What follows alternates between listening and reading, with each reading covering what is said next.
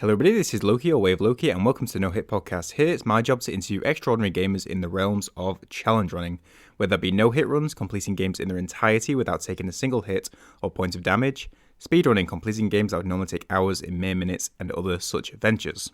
Today's guest is Sublime, that's Sublime on YouTube and Subiime on Twitch, with the first I being capitalised. Sublime is a world record level speedrunner in the game of Cuphead, as well as having pioneered the no-hit, no-damage scene of Cuphead, also having done some of the most difficult no-hit runs in the game, as well as having previously attained world records in speedrunning. In this conversation, we go through how Sublime approaches learning these runs, both no-hit and improving at speedrunning, as well as the various glitches that occur within Cuphead, which there are quite some interesting ones, as well as a deep dive into the huge RNG aspect in doing Cuphead speedruns and other such topics. I hope you enjoy this conversation with Sublime. Right, Sublime.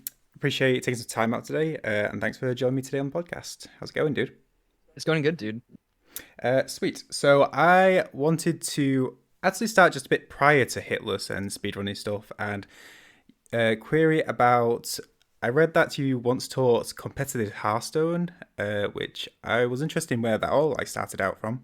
It was the first thing that I saw on Twitch. So I got some pretty early exposure to it, and I liked the game, and I really liked card games. That was the first online card game that I played, and so I liked it, and it was popular enough to start a stream with it, Mm-hmm. and I specialized in a deck. It was a deck called Freeze Mage, and there was a meta in Hearthstone where there were multiple seasons where it was good, but the season where I started to get people to watch it was a season where Freeze Mage was pretty dominant, and the way the tournaments worked was people had to bring more than one deck, and so they had to bring Freeze Mage plus other stuff if they were going to play that deck. So they didn't have time to practice the deck as much as someone who would just specialize in it, because I didn't go to tournaments. So I didn't really have to play other decks too much. So people who went to tournaments came to the stream to figure out how to deal with certain matchups, and it wasn't a paid thing or anything. It was really fun to get that many people to come hang out with just from playing one deck. And eventually pros started to come in, and they were coming in for advice because they didn't have as much time basically. Yep. And it was really cool, and so that was the first time I streamed, and that was a long time ago, maybe 6 years ago, Oh, okay. when Hearthstone was bigger. So that was the origin story to Twitch or to streaming in that introduction. How did that then develop or move into speedrunning? Or what was your first interaction with speedrunning? I think the first interaction with speedrunning was Majora's Mask. There Mm-hmm. was a guy named Majin Phil, and I think he's still my most subbed. And he's an OG. He's been on Twitch for a long ass time, and I really really like Zelda. And so I just liked him as a person, and I liked his community, and I didn't I wasn't that into speedrunning or anything. I just kind of watched because I liked the stream. But eventually I started to get into the challenge he was doing. He was doing Majora's Mask 100%. And then I was looking for games to speedrun, and I saw TMR speedrunning Cuphead. He was ridiculously good, and it was really abstract to me. And I really liked the game. That's when I think I found Cuphead through speedrunning, and I knew I wanted to try it, and so I just bought it right away and just played it casually. But I think the first thing that got me into speedrunning was actually Zelda, not Cuphead. Mm. Yeah, I've heard of Magic Phil. I've recently seen him and they have like a hitless race with Majora's Mask, which was fun to watch. But yeah. Yeah, that's so cool. That he got into Hitless recently. It's because I knew him way before I knew anything about Hitless, so it's really awesome that he's doing stuff with Hob. He's known Hob for a while. They've met up IRL a long time ago. So they've been They've been friends for a bit, so it's cool to see him like do those types of challenges because he usually just speedruns and just does variety stuff. So, from what was it about Cuphead that's made it like the one? Like after watching the Zelda stuff, but it was like Cuphead. What was the appeal of that? I think it was probably how easy it was to practice Yeah. because you could see how fast each level was. So I didn't need any like tools or anything. There's some pretty big problems for Cuphead though. Like I wasn't planning on playing Cuphead for a long time because I immediately noticed problems with the speedrunning for Cuphead. And then I got like a decent time and wasn't really planning on doing anything. And then I just like went to try to get the record just to see if I could. Mm. But I still don't think it's a very like that good of a speed game at the top level. But so it was the one because of it was the first thing that I saw basically, and I wasn't planning on playing it for a long time. But then I got more institutionalized than I thought I was going to, and I decided to get the record before I left. So, by problems, do you mean glitches or? There's a couple of problems. The no, there's I guess I just gotta give examples. The biggest problem is probably the score screens. Like for speedrunning, the score screens in Cuphead have about a second of randomness. So like if you hit the A button on the right frames, there's no visual cue or anything. Like you just have to spam it. Okay. Then you can get it about a second faster than if you missed them all. So and there's like 19 score screens or like 18, I forgot how many. Um, and so that's like a lot of RNG for a short run, like a 23-minute run. And it's not part of the fights or anything. It's just like you just spam through the score screens and you hope that you get a fast one. So it would load it would like load an extra second quicker if you managed to hit that like frame perfect A select.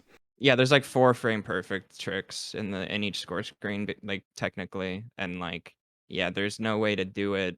There's no visual cue for it or anything, so you can try to time it, but like people have like measured like timing it versus mashing, and like it's not realistic enough to time it, and so it's just like really annoying RNG and on top of that, like there's the boss RNG, but I know like every game has that pretty much. Like every game with bosses is gonna have the boss RNG. So it's not like something that makes it super different from other games. But the score screens definitely are. And the other thing is the current patch of the game. This is a newer problem. The current patch of the game, like it freezes the game when you tab out, Okay. and so it's really hard to speedrun because live split will keep going if Cuphead freezes, like if the game freezes, Mm-hmm. and so that just turns people off immediately for the current patch. But yeah, like it's because it's not very good at the top level because of how much RNG there is. It's possible to play perfectly and not get the world record for the most for like the hardest category. Yep. Like the one that I got, if you can literally play perfect and like you can just lose because of RNG. So that's the point that it's at. Yep. And so I would say that Cuphead's like a really fun speed run if you're just gonna get like a sub like 30 time or just do it just get some kind of time, but like don't try to beat me and Wolf. Like it's just not worth it. You could do it if you like put the time in, but it's just gonna be luck based at the end. So Wolf is the other top speedrun, I believe, correct? There's also there's more than one category that's like really good. So like me and Wolf for this category, all bosses legacy. Mm-hmm. Legacy is just a down patched version, the very first version. We're the two we have the two like best times in there by like 10 seconds or so. And then I think I'm a second off of him, like 1.2 or 1.3 off of him. And then there's another category that's also very competitive and optimized. It's the middle patch. It's the same run. It's all bosses, but it's 1.1 instead of 1.0. And Grandius and Jason and Wolf, they all have really good times in that. And Grandius has the world record in that. So I'd say recently there were 4 speedrunners that stood out a lot in Cuphead. There have been some newer people though that have really like surprised me, I guess, because I didn't even know that they I didn't know that they were playing the game at all. There's a runner named Miguel that just got a really, really good time in a category extension, and it's a really, really hard category, even though it's a category extension. And also TMR comes back every now and then, and he does really well. So there's some really notable runners, but the best times in the game right now are owned by Grandius, Jason, me, and Wolf, SBD Wolf. So, just to clarify, just in case someone might not be aware, what are categories within speedrunning? What categories are there? So, like, what is a category within a speedrun or a game from a speedrunner perspective? A category would be a certain type of rule set for the game. So if in the most common type would be an any percent, which would the rules would just be to get through the game however you can, using whatever you can, and there's no restrictions. And so another category would just be another rule set for that game. For example, getting all of the items or all of the like 100% of the collectibles, for example. Like if that's a rule, then that would become a different category.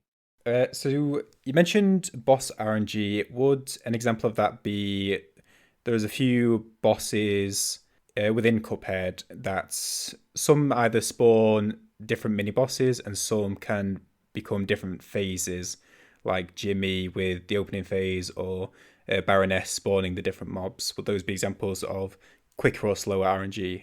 Yeah, and I would say there's two. I split RNG into two different groups. One is the type of RNG that makes you run slower or faster, and another would be the type that makes your RNG harder, or that makes your run harder or easier. And it depends on the game and like the situation, but there's going to be some patterns that are easier and slower. There are going to be some that are easier and faster. There are going to be some that are harder and slower, and then harder and faster. So like you can create four categories there, and then when you like want to describe a boss or like try to create an algorithm, you can put the patterns into one of those four boxes and to organize things. If we just take from the two categories, what would be an example of an RNG that would be quicker, an example that would be harder within Cuphead or a boss? I would say harder RNG would be the flame wheel in the devil. Yeah. The flame wheel is like you have very thin margins to dodge. The hitboxes are pretty unforgiving. You have less time to dodge. You have less space to dodge. There's more things on the screen compared to other fights, so that's hard. The spider for the devil is like really slow but very easy to avoid. So like you're gonna lose time no matter what, because all it's doing is just belly flopping and then leaving the screen. And like when it's left the screen, you can't do anything. So you just have to wait. And so like you're just gonna lose time there. But that would be easier because there's less things to hit that could hit you. So I guess those two are pretty good examples. Yeah, I noticed that with the spider during the Hitless run-in. It annoyingly has iframes as it drops after the first one, which takes forever, even though it's quite alright to avoid. Yeah, it's that kind of you just can't really hit it very well. It's pretty lame. Just to go back to the speedrun aspects, from initially starting doing speedruns, how did you approach trying to improve at certain things? Was it from watching other runs, keep creating strats, or just like practicing over and over again, or a combination of each? It was definitely I watched people and learned stuff from people, but the biggest thing for practicing like in trying to get to a high level in something, I think this applies to anything and not just video games. It's to do segmented practice. So I think that the only way to master something is to break it into its smallest parts and try to analyze each part. Otherwise, there's no way to know if you've mastered it. And so, like, getting to the world record level for a game is just a more extreme version of that, where you would use even more segments. For example, like instead of practicing a boss over and over, you could just practice like one phase and just master that phase and then master the next phase. Like that's just one example. But like even outside of games, like something like cooking, you would someone who is like a master cook is going to be really good at each step of making something. Like whatever dish you want to think of, like each step they do is going to be like very high quality because they've like practiced that one step like 1,000 times, and they practice the second step 1,000 times. So it's just, and same thing with like, a pro soccer player or anything. And so you need to practice one little part over and over and over, and then move on to the next. And it's really, really annoying.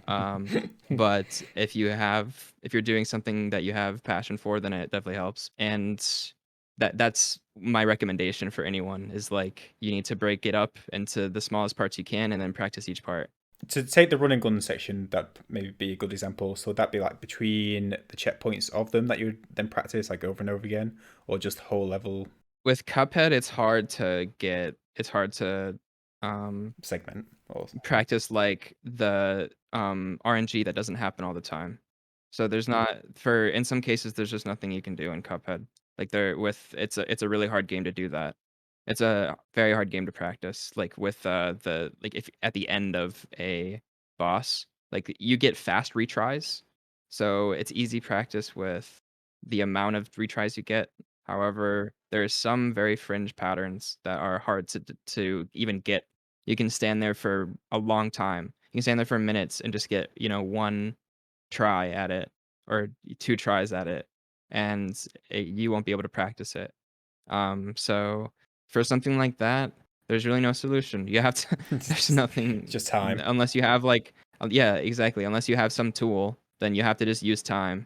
So for stuff like that, I try to really, really avoid stuff like that if I can in a game, if there's a way to around it.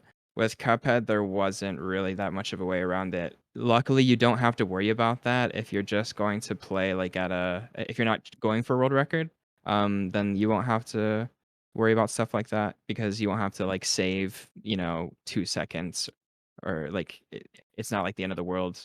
But for world record attempts, sometimes it is. Having got to game like speedrun gameplay that is the world record, like has been world record and world record level. What do you see the difference between other runners' runs, between like what makes the gameplay like a good player or a great player? Like, is there any notable things you can see? Yeah, it's always a bunch of tiny things. So it's hard to give specific examples. That's a really, really hard question to like give an example, because if someone, let's say, is like, and they're good at Cuphead, but they're not world record level. It's going to be a combination of like 100 different like movement mistakes. Where like, oh, they should have shimmied a little bit more to the right there. They should have EX'd a little earlier there. They don't know that this hitbox extends this far, so their positioning is like off. Oh, they didn't know that the bean spawned this fast in Baroness, and like it could be like knowledge based, like, oh, they didn't know that Hilda was invincible there. It's just like 100 different things. And it's very rare that there's like a huge thing to fix. That's what I found, at least. A couple of things took there would be game knowledge and precision of gameplay kind of thing. Yes, it would be exactly like the way that that's achieved, like that difference happens because the people who get to the absolute top level, they're going to be doing more segmented practice. I really think that's why people people leave such a gap in like leaderboards and stuff. So to go on to categories again for a quick sec, you've recently been running a category called Hater%. Could you Yeah, do? And I know there's a lot of rules in this category, but could you give a quick breakdown of what's included in that category and what the appeal of that particular category was for you to run? sure. On a clean file, you have to earn 200% completion with all perfect grades on running guns and bosses. So all S and P, using just the P shooter. EXs are allowed, but no supers and no charms. And you have to do the entire King Dice Gauntlet, and it's all on expert. So those are the main rules. So it's like, basically that was created to try to make like the hardest run possible, and it's really, really hard, but it's gotten a lot of love because people were talking a lot of shit at the beginning of this game, and TMR wanted to like shut everybody up, and so I respect it. And I put a decent amount of time into it. I haven't played Cuphead in a little while, and I haven't done attempts in Hater Percent for um a couple months, I'd say. But I'm definitely planning on going back to it. I think I'm second right now, unless somebody else went and got up there. But I'm pretty excited to go back to that because people really like to watch that one. What were people saying? People were always trying to say that he was using something cheap. Like if he used the nuke, like on plane levels, they're like, oh, you're using the iframes. If you use like a super, like they'll complain about iframes. Same with smoke dash. Or if someone uses like the weapon swap glitch in the original version of the game, they'll complain that they're like doing an exploit.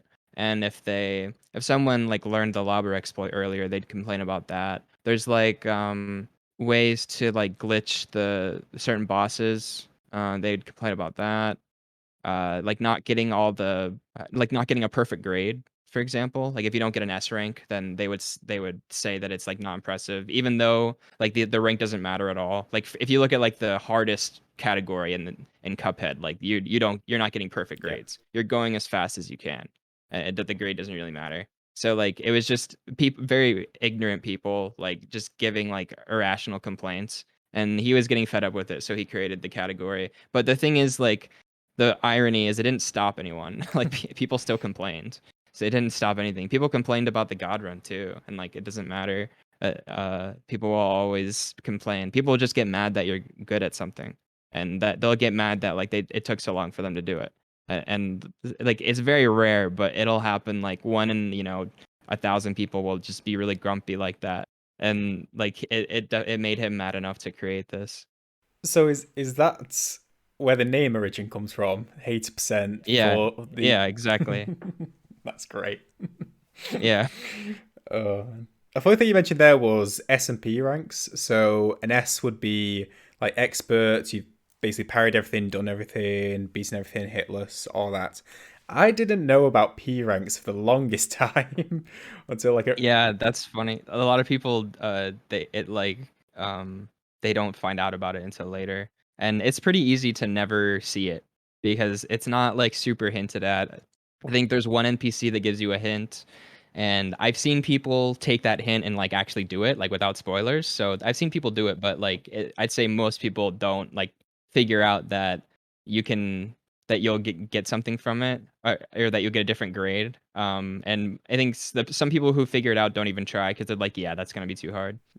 So just for anyone watching, if you want, P ranks are on the run and guns, where if you, I believe, complete the entire level without killing a mob or shooting a mob, you then get the P rank irrespective of anything else. Is that right? Yeah, you can shoot stuff, you just can't kill anything, Okay. and you get it irrespective of sorry, regardless of any other like hole in your score sheet. If you don't get like all the parries, it doesn't matter. You're still gonna get pacifist. People complain. Someone complained about that for the God run, for like the hitless run, because like you get the P rank even if you don't get parries, and I didn't get the parries because it doesn't change the grade, because P is like the perfect grade for running guns because it replaces every grade, so it's like the max grade.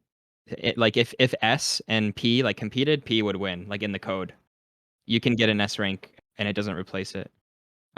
So yeah, that was a little annoying, but yeah, it's a very hard challenge. And if you can, there's a lot of things you can do to help yourself out. You can get more HP with charms, and that helps a lot. And you can get the invincibility. And if you get all of them, then you get like the black and white filter, which is really cool. Oh, You can okay. play the game in black and white. I didn't know that actually.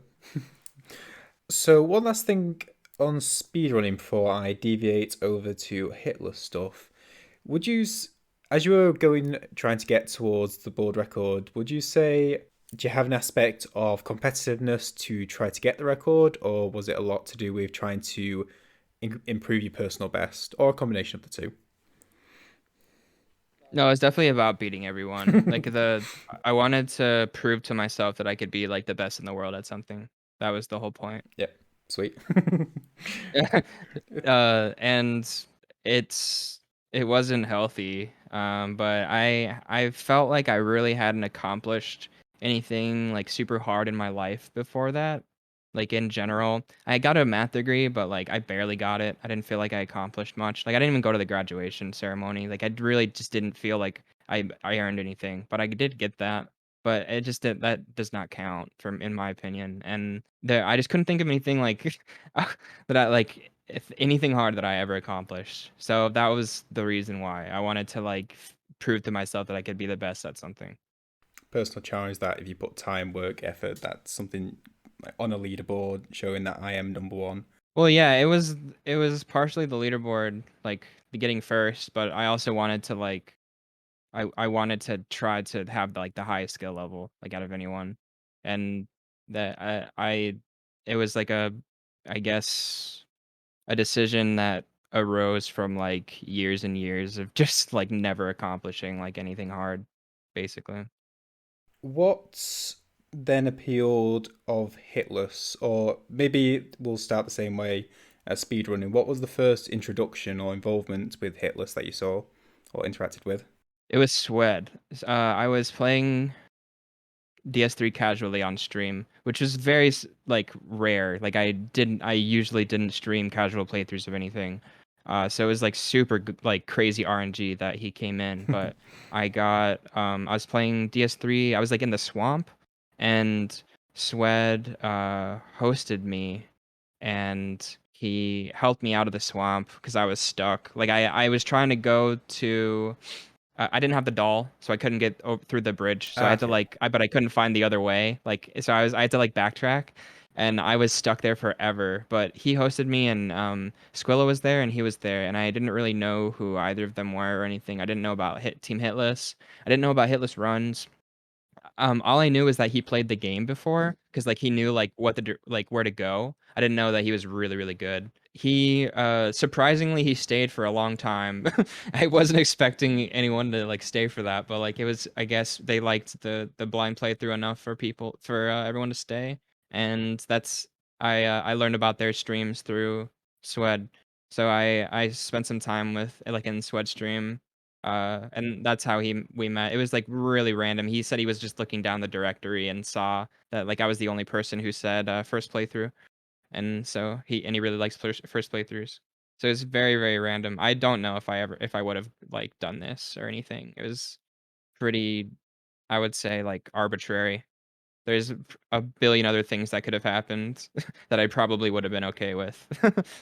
Yeah, if you need help in in a Dark Souls game, you couldn't really ask for better help than Squilla and Sweat right there in DS3. Yeah, yeah. I didn't know who I was asking or anything. I was just like, dude, do you know where to go? Yeah, that's VSwed, for anyone wondering. He's an amazing DS3 player. So that was the involvement. So I imagine you learned about Hitless, then from Swedstream, and then what was then the progression to wanting to learn Sekiro no hit? I really liked Sekiro casually, Mm-hmm. and I agreed with everybody that it wasn't as replayable. But despite that, I think I ended up just playing through Sekiro like 3 times, and I only played through DS3 like once, even though DS3 has like all the classes and all the different weapons and all these different things you can do. I liked the combat better in Sekiro. I thought the bosses were more polished. I thought the movement was more polished. I thought that the voice acting was better. I thought that the world was prettier. Like so I liked the game enough to like offset the lack of replayability.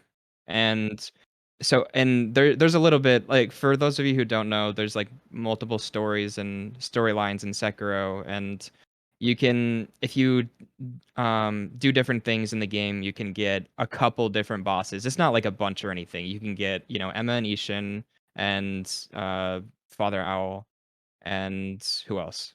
Is that it? Is that Demon of Hatred and The, Father Owl, Butterfly? Although Butterfly's sort of separate, isn't it? yeah, yeah. But anyways, so that was what I did like for my second and third playthroughs was to like fight the bosses that I hadn't fought yet. I chose Sekiro for Hitless because I just really liked the game. And I did the same thing. I got save states and I just practiced every single segment just a bunch. And I didn't know at the time that there was like a damageless category. When I Mm. saw damageless and hitless, I thought that damageless was harder for Sekiro because I thought that it was like the same type of concept as like the other games. And then I learned that like you can block, and I was like, oh, okay, so it's like hitless was like invented after damageless for Sekiro as like a more extreme challenge, and that was like when I was halfway through hitless, so I was like, okay, I guess we're just gonna continue this, and that's the main reason. It's also very short, and I really like the short run compared to like a longer DS3 run. And back then it was a bit harder to get a faster DS3 run. I think people knew a bit less about how to do it. Gino had a good time back then, but the some of the strats were a bit sketchier, I'd say, than now. To like get the same time because people know more now. But yeah, that's the main reason why. Yeah, definitely with like the growth community and so many more runners, so many more things have like been refined or discovered, or new strats have been created, both in speedrunning and in hitless running. Pretty much everything. Um, Yeah. so many more people like looking at it. So you've started or you did a few runs of DS3. What was the that for the next one? What was? Can you say that So again? I just didn't say a word for some reason then. I said, what was the appeal of DS3 as like the one to then return to Hitless from? Because we'll talk about like the Cuphead damageless domination you went through, but just wanted to stick with From Software for a quick sec. Sure. The main reason for DS3 was because a lot of other people watched it and played it, and so it was more to interact with the community more. Um, I do like the game a lot though, but it was mostly just to try and meet more people who are playing and watching the game. So Cuphead domination, which I describe it as, and is completely accurate. We went into you were getting introduced to Hitless and your previous experience with speedrunning Cuphead. What was the trigger that meant like caused the merge into trying to do damageless Cuphead? I thought it was a good idea because I thought that people might enjoy watching it because a lot of people like Hitless, and I think a lot of people liked watching Cuphead, but there was no Hitless Cuphead at all. There was just like Cuphead speedrunning. And also, Cuphead was very hard to stream. It still is hard to stream because there's no like concurrent viewership in the category. You have to have your own viewers. So like if like a partnered streamer went into Cuphead, like their viewers would be from their own community. Like it wouldn't be like from concurrent viewers like floating in the directory. It doesn't exist.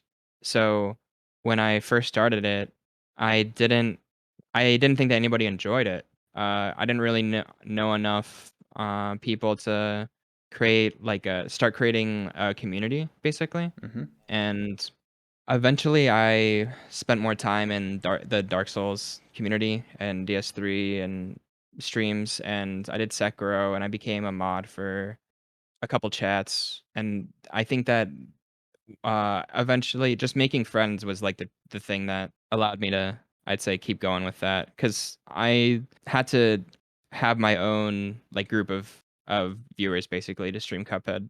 That's what I'm trying to say. It's you have to siphon viewers from other communities, and this also ties to I'm sure some people are probably wondering like why does it matter, like why if it's just like a personal goal, then why would it matter if people are watching or not? It's actually not a personal goal. Like I don't really have anything to prove in Cuphead.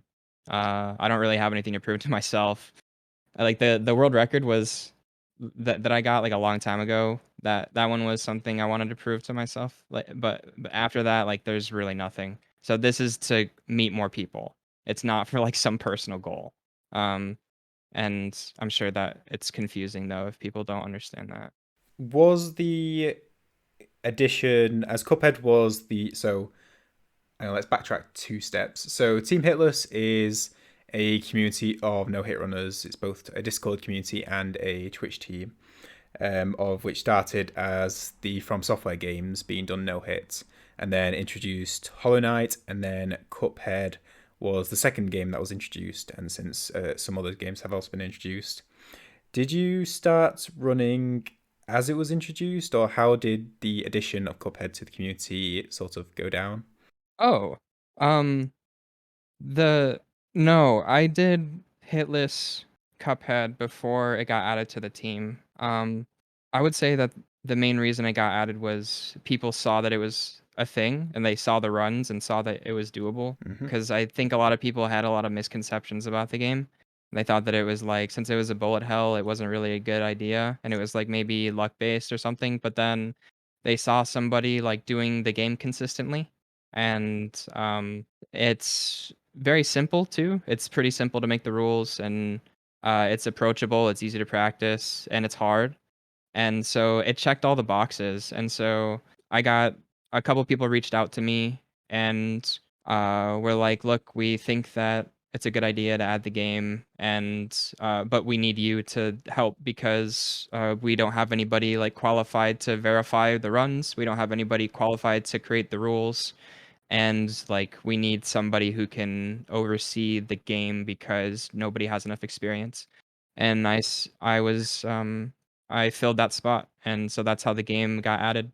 And it's been great to see because there's so many amazing runners who like have started. Some people who've done the any%, and even people who've gone even further, like Moko, Leon, and Leanne, which definitely doesn't get Yeah, confusing. yeah, And then like because there's separation between like this might be hard to describe, but like I've done like a regular run, but like there's separation between like the regular difficulty and the expert difficulty, and the expert difficulty is like on another level that I think you and Muck have attained, so to speak. Just it's such a difference. yeah. It's a pretty big difference, I'd say.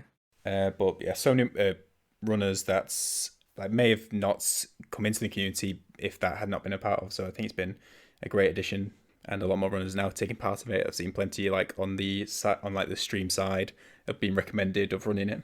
So definitely started Yeah, something. it's really awesome to see. Like that's so amazing, and I'm really happy to get so many runners. And I think that everyone's been really nice, and I'm really proud of everyone who's gotten a run, and everybody who's I'm proud of everyone who's like reached out in the community and played the game and practiced and everything.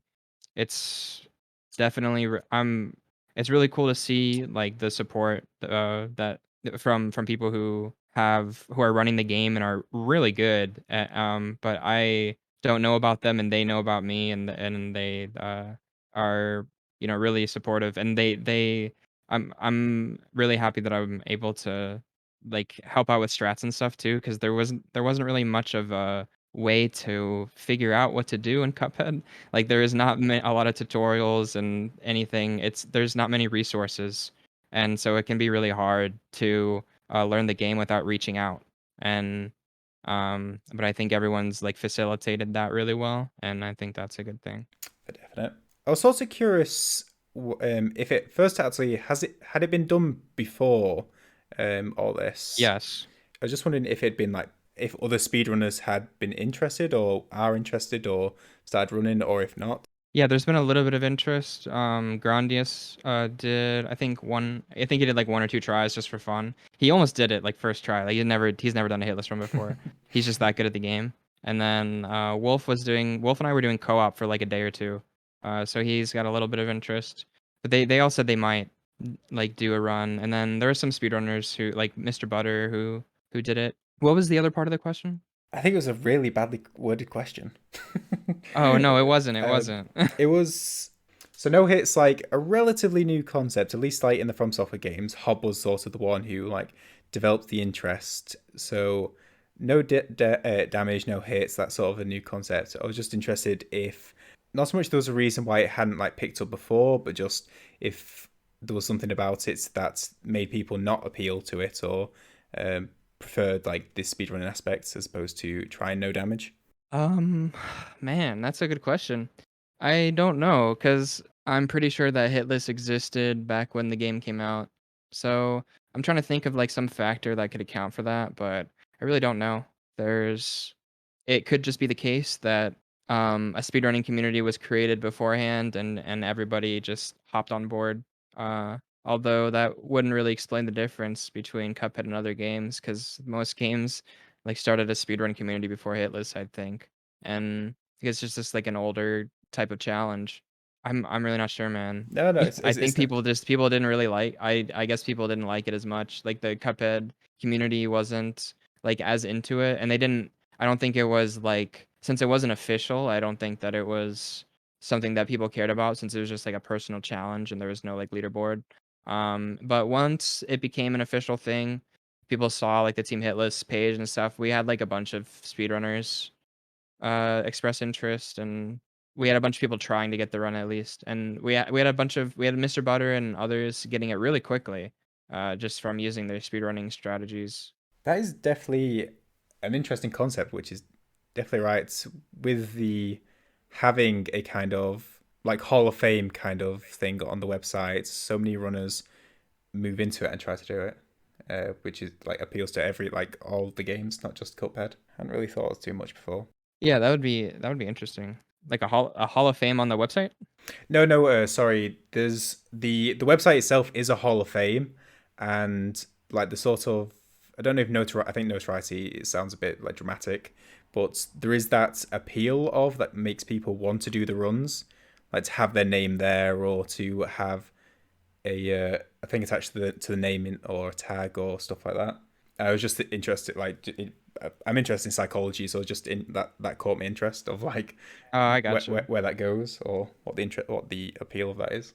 So yeah, sorry, that was like a tangent that I went off in my head and didn't really express No, it. all good, dude.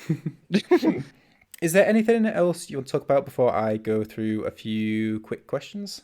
One thing I'd say is, I guess it's advice for people who are learning the game. Mm-hmm. Uh, a very common thing for people to do in hitless runs, and like especially from soft games, is to like position their character to restrict move pools. And so, for example, in DS3, if you stand behind a boss, like, you're gonna get a different move pool than standing in front of the boss. Okay. And with Cuphead, it's not that there's no positional move pool manipulation, like, at all. So I think when people play the game, they may not realize that, and they may like try to bait certain attacks, because they might think that their position is influencing things. And I think that knowing that it actually doesn't influence it at all is pretty important for like learning correct positioning in the game, because positioning in Cuphead is just about creating space and dodging projectiles, and not about like limiting move pools or anything. Are you saying to be aware of your how your position affects the moves that a boss can use and learn that aspect, or learn how to cause those restrictions to cause Oh that? no, it's really just know that your positioning doesn't affect the boss's what attack the boss chooses. Oh, within Cuphead. So yeah, you never have to worry about it. So, Okay. but I think I've seen people kind of move as if it does, Mm. and it's just not a thing. So, a query from my thoughts, because this may apply directly to me. In Calamaria, the turtle, so the turtle that spawns on the bottom, that which fires the mine into the air, does he do that irrespective of your position? This is a very specific example, sorry. Uh, yeah, like he will do the same attack. There are attacks that track you, but what I'm saying is you can't.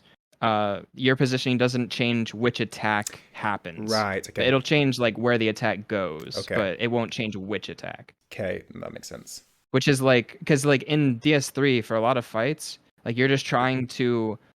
A lot of your attention is just to limiting move pools.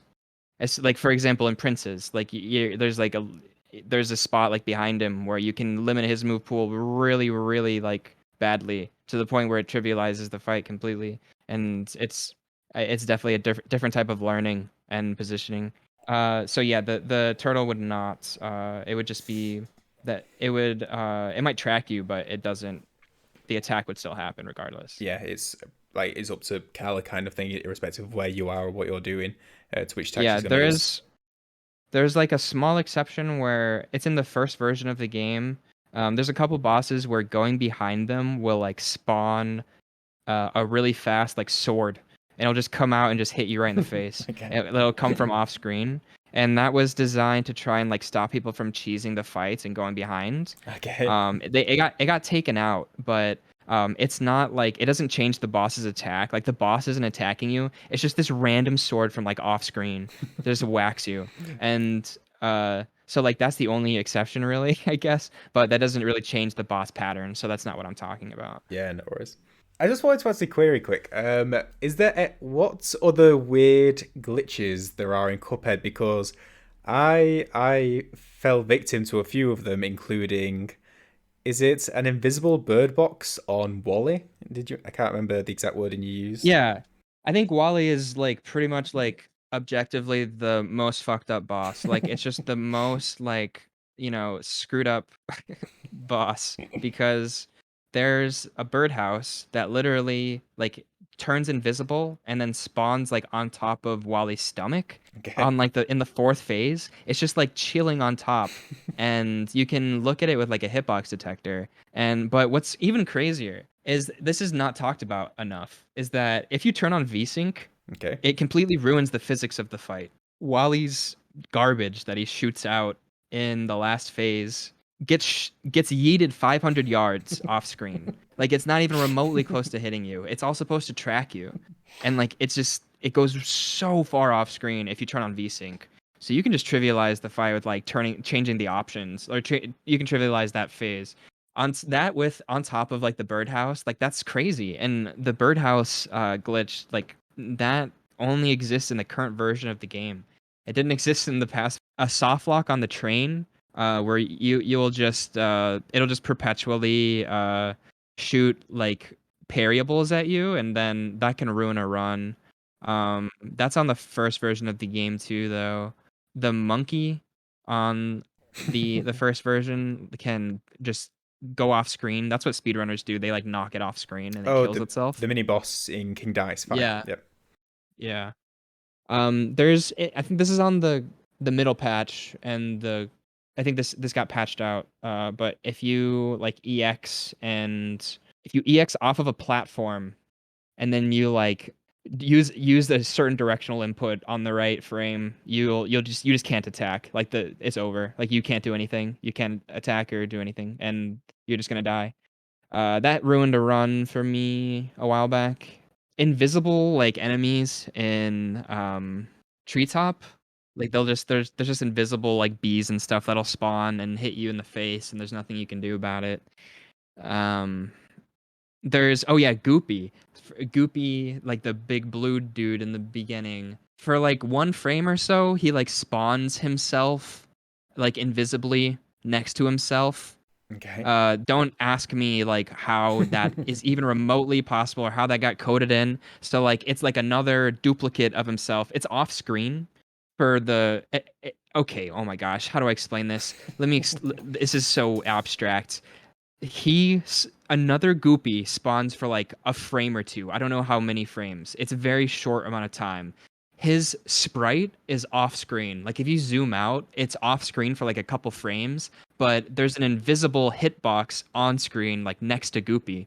And so people try to hit that with like a lobber. They'll try to hit the real Goopy and then the secondary hitbox Goopy that's invisible next to him, because and people figure that out because like you can zoom out and see him spawn for a sec. Um, I think I don't know. It must be something to do with like the face transition, I'm guessing, but it's really really weird.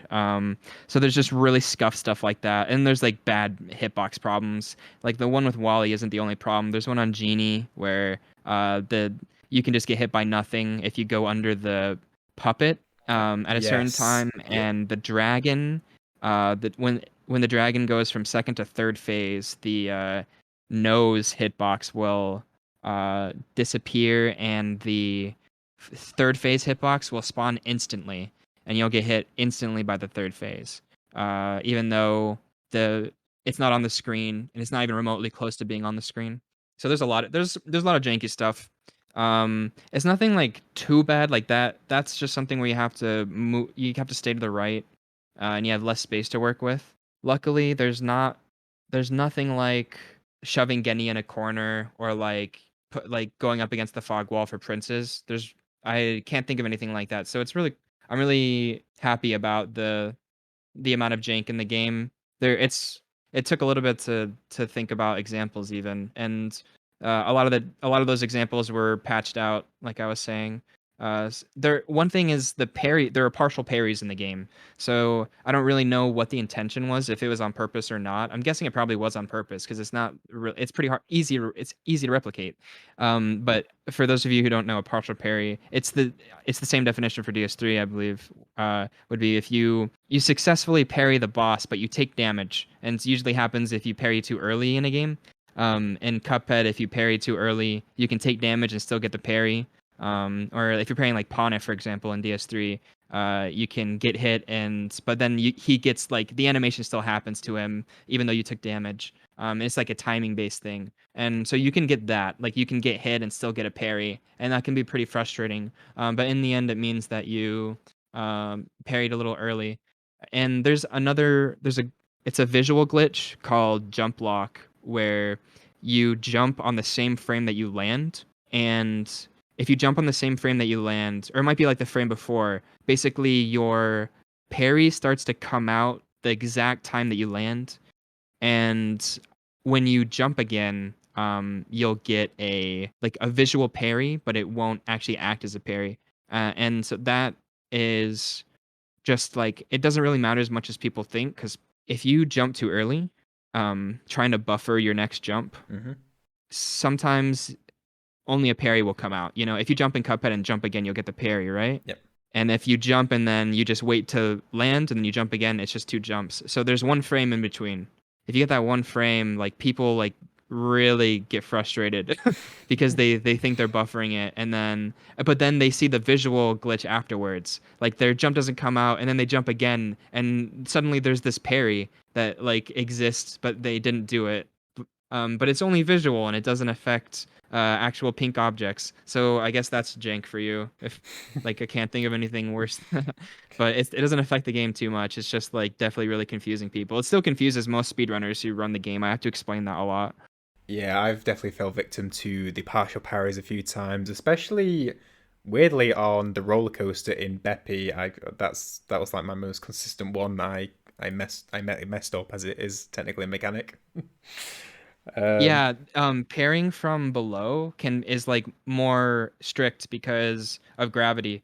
Since the object's coming at you faster, and also because it's you're giving it potential to hit you in the first place. If you parry from the side in Cuphead, there's a lot of situations where there's no way to get hit with a parryable. Like either you get the parry or you miss it. Like there's no situation to get hit, and because it can't land on top of you, and your parry radius is like bigger than the hitbox for the parryable.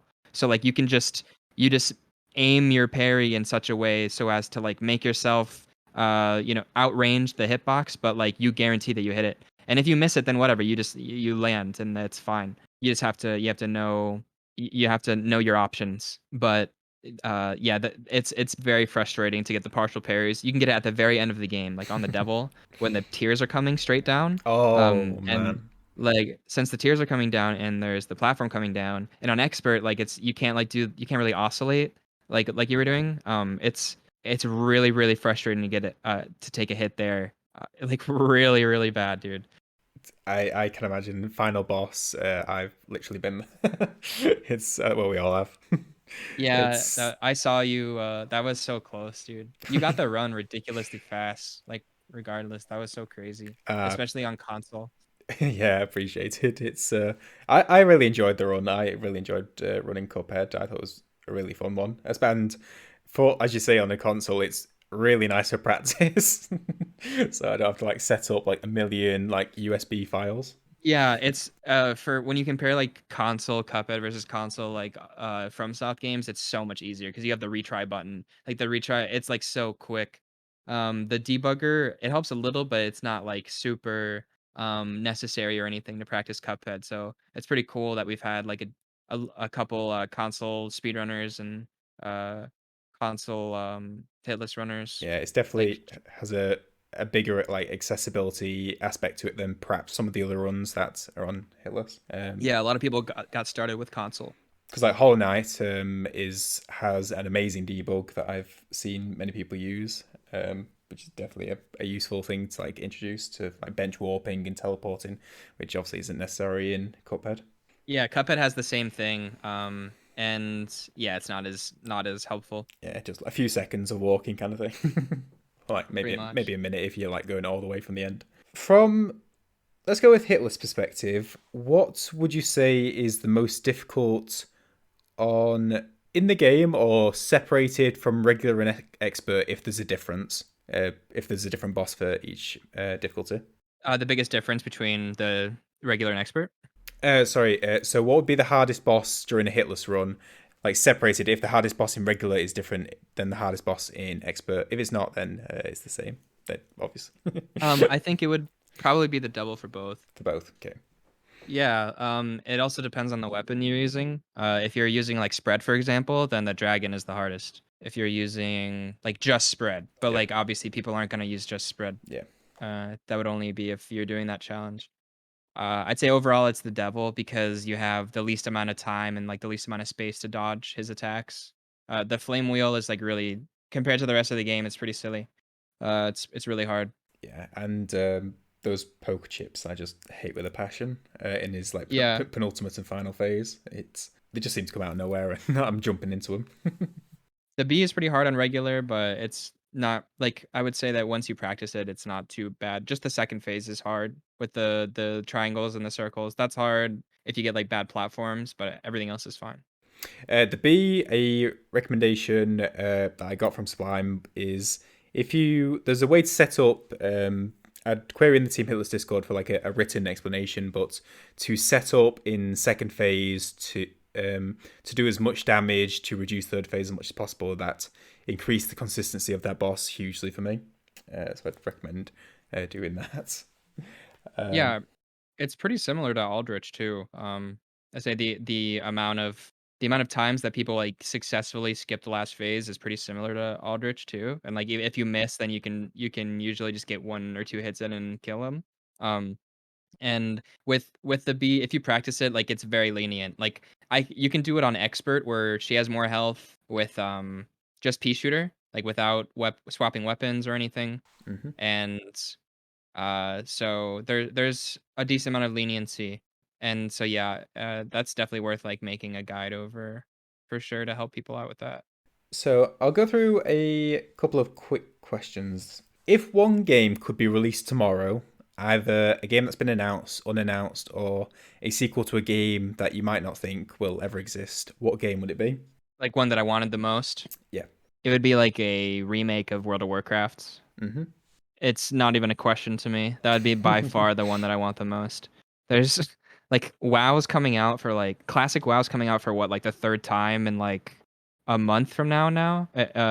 They're making like an accelerated version of the re-release, which Okay. is the third version. So people really like the game. Like they like the old version of the game, and I do too. And I want like a new MMO from the same devs, but Well, like I don't think that's gonna happen. completely separate like IP or intellectual property. People don't know, which is like a new game or a new project or new like MMO. Yeah, like it couldn't. I don't want it to be just a DLC or an expansion. I don't want it to use like the same engine either. Like the engine's like 17 years old. Okay. Like it's very old, but a lot of the concepts would people would want it to remain the same because like WoW has a lot of things that are like really really unique to the game that reward like spending time and I think the social aspect of it is something that people really like and the way like the dynamics of combat and like how there's different factions where like you can like be afraid to go somewhere because there actually is danger instead of most games like there's a way to flag off PvP. You can just run around with no risk and it can kind of kill the game sometimes. I really like a lot of aspects about WoW, especially the old version. Unfortunately the store shops ruined it for a lot of people including me, so I don't really play the game anymore. But a lot of people would like a remake or like a WoW 2 or something, and that's what I would want. Did you happen to see the Coke advert? Sort of random, but I did. Yeah, I saw it. I So don't really know what to think about that. yeah, it's sort of yeah. It's just I found it quite funny. Wasn't the best commercial. Anyway, so a bit of a different tangent and a bit of weebery from me in fairness. So Hmm. quite a so you've got a banner of like Mob Psycho for Twitch and alerts of Dragon Ball Super technically with Dragon Ball Super. Yeah, What recommendation would you give of anime if that's someone might not have watched or something that you really enjoyed? I would say Haikyuu and Jujutsu Kaisen. Haikyuu is a sports anime. It's a volleyball anime.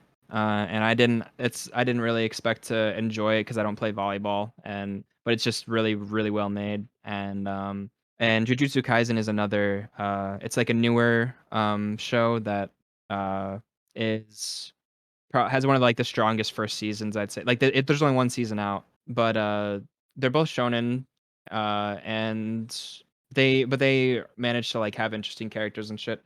I would say those two, and also Attack on Titan. The final season's coming soon, so people have like the ability to like catch up to it. And I'd say those three like stand out a lot for me. Those are my favorite by a lot. For definite, Jujutsu Kaisen had some of the best animation I've seen in the last year. Mappa did such a great job with that, as well as with Yeah, Attack on Titan, the most recent season.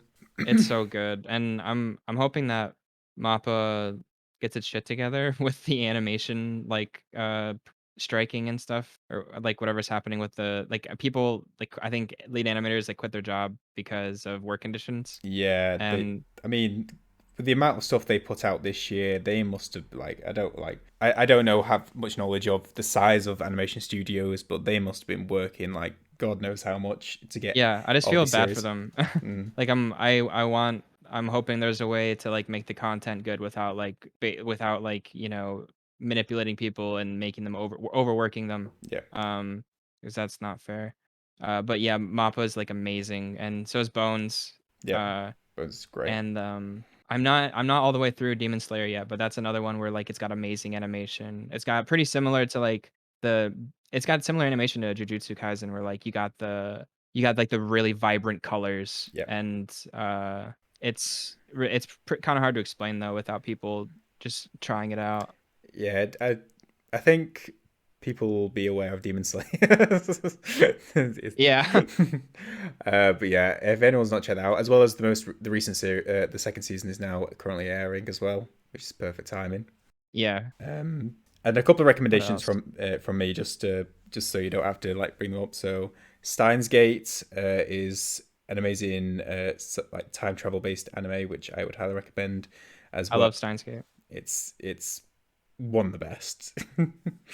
um, and a bit of one people might not know is one called Terran Resonance or Zenkyo no Terra. A very good psychological anime, which I can't really go too much into without spoiling. So it's not one that's not many two people have seen, but I'd really recommend. I Um, have not heard of that either. it's really good. I recommend it. It's only 11 episodes. It's a complete story, so I would recommend it. Oh, sweet. There's some of them that are easily accessible. I'd say One Punch Man still on Netflix, right? Or is it not? Yeah, that's a really good show. That's pretty easy to find. Oh, speaking about Mob Psycho, they've just announced a third season or the final season. Final season? Yeah, Mob Psycho 3. Oh my gosh, I didn't know they announced it, dude. Yeah, they did it yesterday. So that'll be like the finale kind of thing. So sweet. Yeah, and also Mob Psycho. I recommend that too.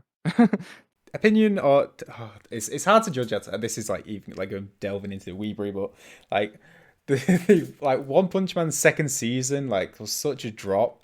Like I already like Mob Psycho. I think I prefer over One Punch Man, but I don't. I think it would have been a difficult decision had the animation stayed the same from season one to season two. Yeah, I agree. I think everyone agrees with that. Yeah. Uh, anyway, back to some challenge running stuff. um, so could you tell me about a time, whether in speedrunning or hitless running, when a run was taking its toll because there's quite a large like mental aspect of challenge running, where people will be like on one hit PBs or trying to get that next speedrun PB. So like a time when you've been in that place and how you then got past, improved, or got the run, or that sort of thing. I'd say the biggest example is the frustration of like the RNG at the when doing world record attempts for Cuphead. Hmm. Like there's so much RNG at the top level that you just have to like play perfectly while waiting for good luck. And so that's definitely like really demoralizing because sometimes it doesn't matter how well you play. Once your skill stops being a factor, it just gets really really frustrating. So I didn't really do there's no good solution to that because I don't really recommend like people trying to do that for Cuphead. But I tried to be more optimistic. I tried to make the runs a little bit easier to do. I split up my audio and I started watching shows and watching streams while doing world record attempts. Because I was like I was doing attempts offline, so I was just doing other stuff on the side, and that helped a lot. Like it helped me distract myself, and I usually muted everything like maybe halfway through the run or so, and that was pretty much it. Like I had to really, really grind through that, and that was extremely hard. Can't think of any examples that really compare to that. That's definitely the best example I have. From the runs that you've completed, what would you say was the most hyped or biggest celebration of either from Hitless or from speedrunning? Biggest celebration was probably the God run. I don't know. I popped off pretty hard on like my first like hitless Cuphead run because like it was the hype part about that was like how fast it happened. I guess I don't remember which stream it was. I think it was the second stream, but I really was like it was just funny the way it happened because like I think I got to the end like over and over. Like I just got like a hitless run to the end and then just got hit at the very end, and that was like the way the whole stream happened. And then I got it Mm. like at the end, and it just took like a day, and like each run was almost the run, Mm. and that was fun to like close that out and like actually get it that quick. That was cool. I honestly like it might be Sekiro because like Sekiro was the least known for me. I didn't know much about that game because I didn't have enough time to practice it. Like I got really lucky with the run. I think on my third stream or fourth stream, I got Hitless Shura, and I didn't have enough time to learn about like the intricacies of the game. So like some stuff like definitely could have hit me and it just didn't happen. That one was like when I got to Emma and Ishin, I was very, very nervous. I was not expecting to get it. I knew I was out of my league. I had not been like at that part of the run yet. Yeah. Like the furthest I had gotten was after Guinea 2. That was the furthest I'd gone like in the hitless run. It was like right after Guinea 2, and so I was still like, you know, taking baby steps and like trying to get like a smaller like or a distance PB. Cuz I had a one hit PB, but like that one hit PB was like getting hit by Gyobu and then just like doing the rest perfectly.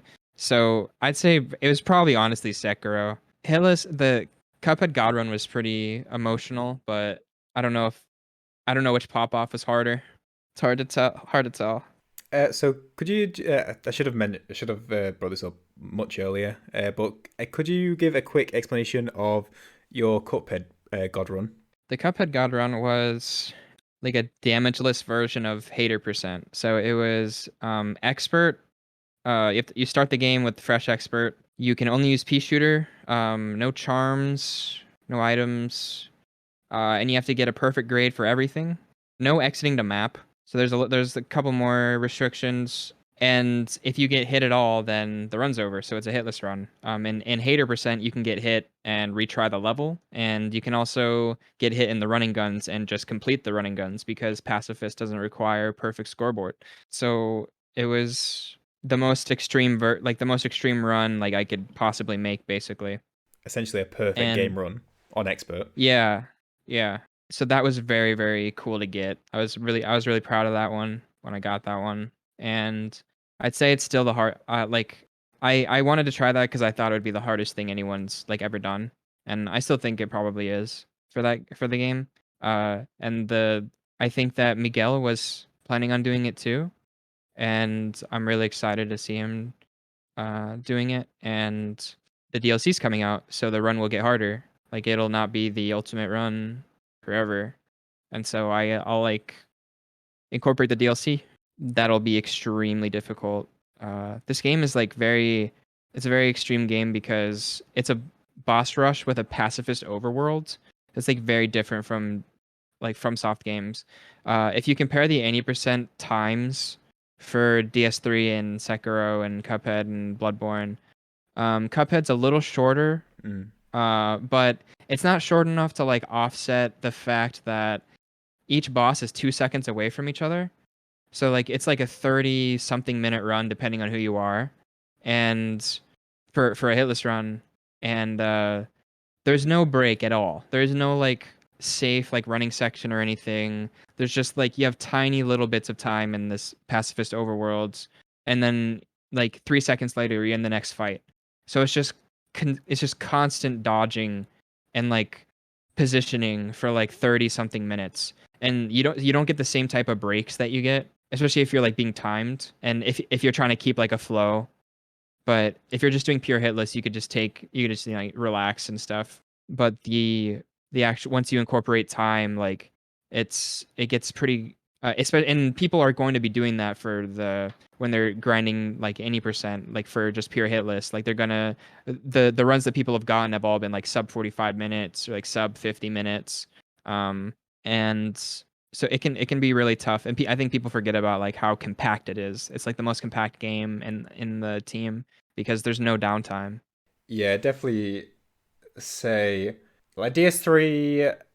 A quick run would be like an hour and a half, hour and 45 minutes, relatively fast run, and I'd say each minute of Cuphead is like more dangerous than a minute Yeah, of exactly. Dark Souls 3 or like an insert game, because it's focused time as opposed to perhaps 30 minutes or more of walking and routing, like because even traversing an area can be routed out to be chill, as opposed to effectively every minute apart from maybe 5 minutes of walking in Cuphead. That is everything's like focused play. Yeah, and I think you have more options to spend more time to get access to more trivializations like skulls. You can spend more time to get skulls. You can go get patches, get more skulls. You can use spook, and like there's all these things you can do. With Cuphead, there's not much like that. You can go get Mausoleum 2, and a couple people have done that. It's just nowhere near as helpful. Invincibility then. Yeah. Yeah, invincibility. Yeah. And I've seen two people get hitless runs with using that on the devil. But it wasn't. It's I would say not even better. It's just something that they prefer. And I forgot what my point was there. I think it was like a lot of the routing sections and additional stuff you can get in DS3 does can trivialize a few things, but in Cuphead there's that like one item potentially, and that's just as an option. Yeah, and Smoke Bomb doesn't really. It doesn't trivialize the game as much as like Twin Blades or something. Like it just doesn't. It's the only way to even get your character to start doing the same thing that other games do, which is like to give you iframes. Iframes, yeah. Otherwise, you don't have any iframes at all. You're just trying to dodge everything, like dash under everything. The only exception being the plane bomb, where you can get iframes with the plane bomb because you start with it in the beginning of the game. I just want to go back just quickly or comment on your Sekiro stuff, which is I think it's such a big psychological thing, like improvement. Like once you have done each segment of a run hitless, it's such a benefit because then it sort of proves to yourself that you can get that run hitless if those are just put back to back. So like in your example, you say like there's a bit of RNG aspect to it, but having done each section hitless multiple times, if you say like Yobi was your one hit, then just having that knowledge just really helps if anyone's like running. Just as soon as you get those each segment hitless at least once, it does make you a lot more confident going into it. Right, exactly. It's so important, and I don't think there's another way to do it. Like I don't think there's a way to get to the top level of something without really, really hardcore segmented practice. And just one other thing on you mentioned to do with your like hype moments. A funny moment that I saw in your Cuphead video that you ended up posting to YouTube was you get the run and then you walk off screen and then the video ends. with your like. Really? I think your Oh original my god. any percent. Oh. Like Oh yeah. you pop off, you like walk out your seat, and then you go off screen, and like the expecting to come back, and then the video just ends. It's like... Yeah. I it's because like I love how it just ends like that. I wasn't like thinking that much about it, but basically like I did look at later on like what happened when I came back, and I don't know. I was just like ranting, so I was just saying random stuff, just like mumbling. So I didn't keep it in. I just I just walked off, and like all you see is like the chat, and Yeah, that's so it. I think it's better. Like it finishes great. Yeah, exactly. Yeah, I agree. Right. So what's in the future plans of Sublime? Either Twitch or videos or runs or... I'll be doing Some more like the hater percent for Cuphead a little bit more. Um, I don't know exactly how interested people are in Hitless DS3 for me. We'll see, but my interest in it definitely depends on like how much it'll let me meet new people. And also I'm definitely planning on playing Elden Ring when it comes out. I'm not super excited for the for anything particular in the game, and I don't have super high hopes or anything. I do have high hopes for the bosses. That's it. Not for like anything else about the game. But I know that it's going to be popular, and I think that I'll get some value from playing it for sure. And we'll see like what type of challenges pop up with the game and see how good of a hitless game it is. It'll be interesting to see. For definite. And if people wanted to check you out, where would they be having a look at or having a gander at? Twitch.tv/Sublime. So Subiime. I wish I could get the OG Sublime, but I was not early enough, unfortunately. And also, it's Sublime with the L on YouTube as well, if you want to see some of these amazing runs that he's done. Yeah, you should be able to find me if you'd like try to search for any type of Cuphead run, Hater Percent or the God Run or Legacy, and I should pop up, hopefully. Sweet. Well, Sublime, I really appreciate time, man. I hope you enjoyed. I've enjoyed the conversation. Yeah, me too, man. I appreciate it. Sweet. And I hope everyone's enjoyed listening. So we shall catch you, or I shall catch you in the next episode. If you're interested in listening to more conversation with amazing gamers, be sure to head over to youtube.com/WayOfLoci, Loki spelled with a C, or wayofloki.com/nohitpodcast. Appreciated, and hope you enjoyed listening.